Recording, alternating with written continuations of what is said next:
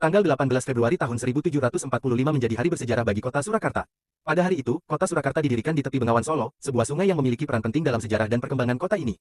Surakarta kemudian berkembang menjadi ibu kota dari Kasunanan Surakarta, salah satu kerajaan yang memiliki pengaruh besar di wilayah Jawa Tengah pada masanya. Pendirian kota Surakarta tidak terlepas dari sejarah panjang kerajaan Mataram. Sebelumnya, pusat pemerintahan kerajaan ini berada di Kartasura. Namun, karena berbagai peristiwa dan konflik, akhirnya diputuskan untuk memindahkan pusat pemerintahan ke lokasi yang baru, yaitu di Surakarta. Surakarta dipilih karena lokasinya yang strategis dan dianggap memiliki potensi untuk berkembang menjadi pusat pemerintahan yang lebih baik. Selain itu, faktor keamanan dan pertimbangan lainnya juga menjadi alasan mengapa Surakarta akhirnya dipilih sebagai ibu kota Kasunanan Surakarta. Sebagai ibu kota kerajaan, Surakarta berkembang menjadi pusat budaya, politik, dan ekonomi. Berbagai bangunan bersejarah dan landmark penting dibangun di kota ini, seperti Keraton Surakarta Hadiningrat, yang menjadi kediaman resmi para raja atau Sunan Surakarta. Selain itu, Surakarta juga dikenal dengan berbagai tradisi dan budaya yang masih dilestarikan hingga saat ini. Kesenian, kerajinan, dan kuliner khas Surakarta menjadi daya tarik bagi wisatawan yang berkunjung ke kota ini.